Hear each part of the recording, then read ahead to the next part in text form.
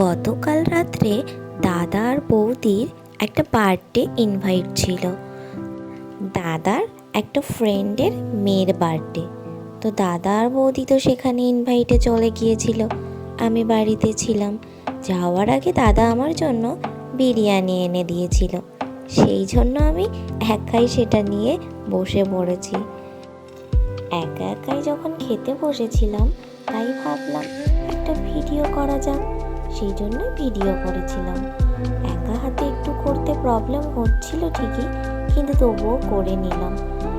তবে বিরিয়ানির কোয়ান্টিটিটা আমার জন্য অনেকটা ছিল।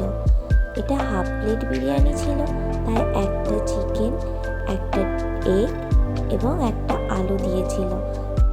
একটা ছোট প্যাকেটে করে দেখলাম এক্সট্রা গ্রেভিও দিয়ে দিয়েছে। তো আমি এক্সট্রা গ্রেভিটা ঢেলে নিয়ে তারপর দেখলাম শসা এবং পেঁয়াজও দিয়েছিল স্যালাড হিসেবে।